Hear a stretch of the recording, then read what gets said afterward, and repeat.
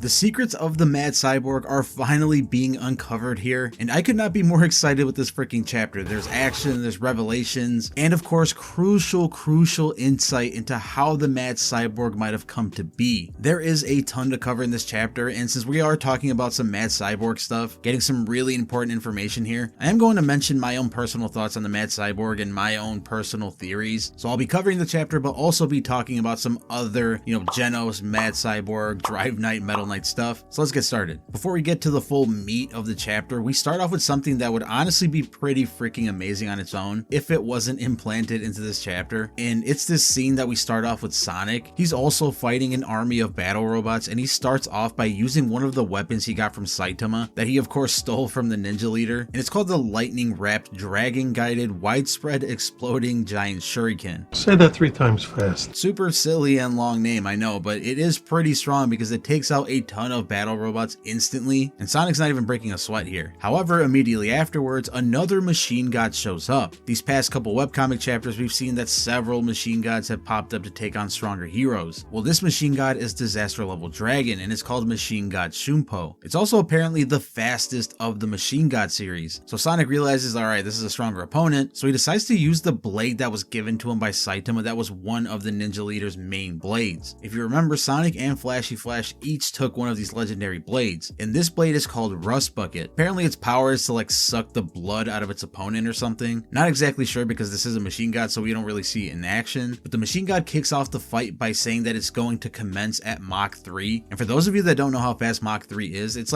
over 2,000 miles per hour. The 3 in the Mach 3 means that it's 3 times the speed of sound. Fist.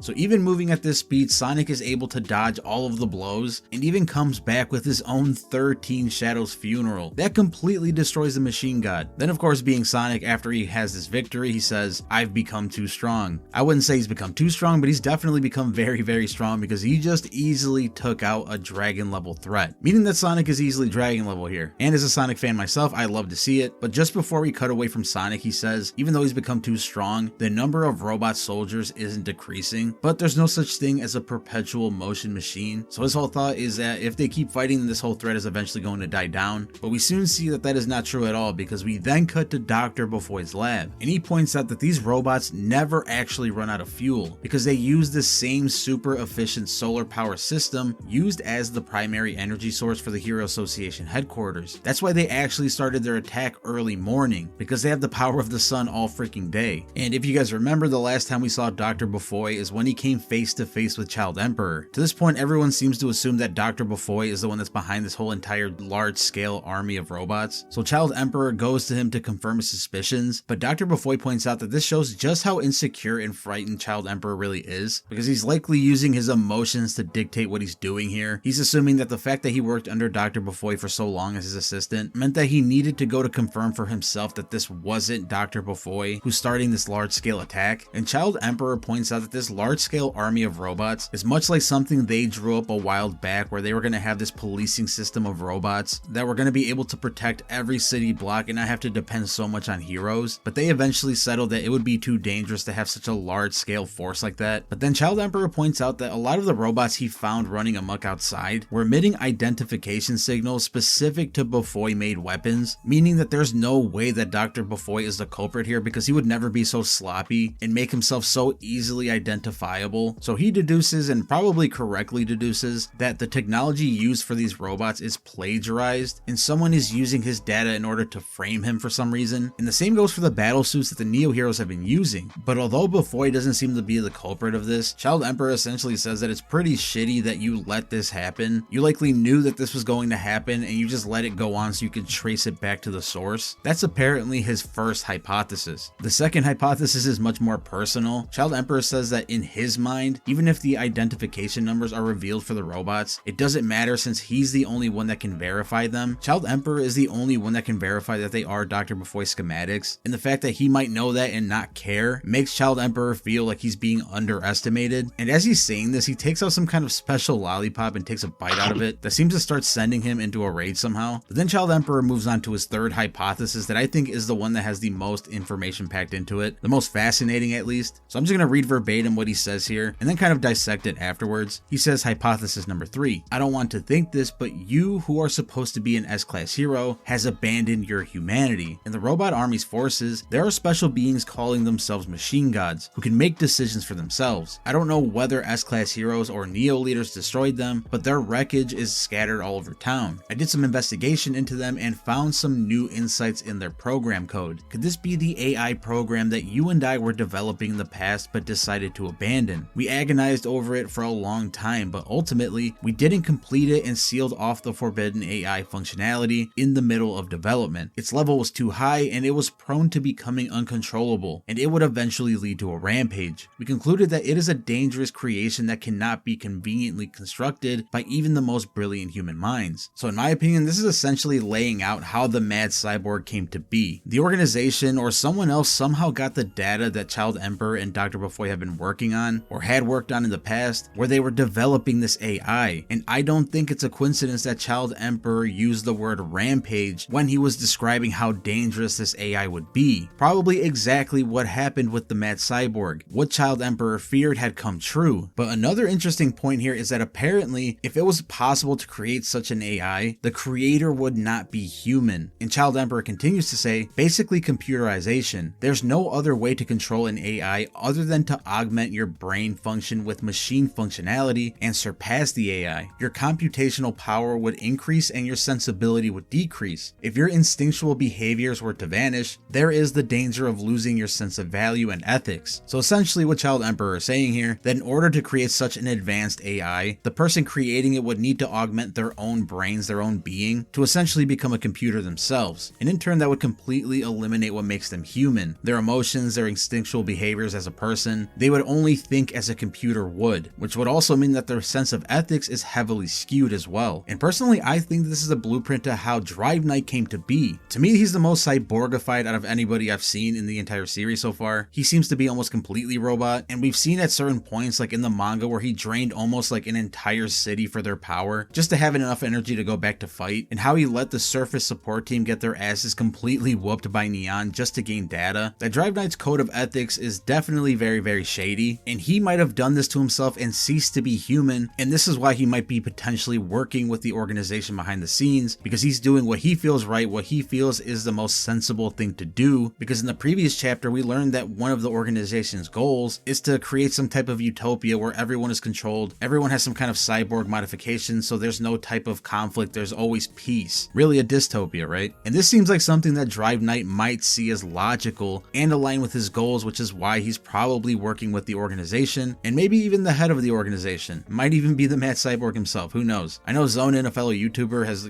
pretty much pioneered this whole idea, Drive Knight being the Mad Cyborg, or at least the true evil one in the Hero Association. And honestly, I think this whole chapter is giving that some pretty heavy evidence. But although I think what Child Emperor is describing here mostly pertains to what probably happened with Drive Knight and why he is the way that he is, Child Emperor is saying all of this to say that he thinks that Dr. Bufoy possibly abandoned his own humanity and has essentially computerized his brain, and that's why this massive attack on all the cities and letting all the robots destroy buildings and possibly kill people in order to trace the signal back to whoever has stolen his schematics or his technology or whatever, means that his code of ethics is no longer there. Regardless, Child Emperor says that he's going to get an answer even if it is by force, and he's prepared to respond to any answer. And it seems like he has some heavy adrenaline pumping right now, along with some other stuff going on, because he has this like ominous aura around him. And Dr. Bufoy points out that he's mixed something strong in his candy, some kind of stimulating drug or nano machine. So we're about to see what Child Emperor can do physically. But like I said, this chapter gave us so much information to dive into, so much stuff to connect with the Mad Cyborg storyline and whether or not Drive Knight or Metal Knight are the ones that are truly evil. To be honest, from what I explained earlier, it's very much likely to me, more so now, that Drive Knight is the real culprit here, the one that's kind of spearheading this massive attack from the battle robots and framing Dr. Bufoy. But let me know what you guys think in the comments below. Do you agree with me? Do you not? If you enjoy One Punch Man content, I have a ton of it on this channel, so be sure to click the video you see on your screen if you haven't had your fill. That is it for this one though. Have an absolutely wonderful morning, afternoon, evening, whatever, and I'll see you guys in the next video.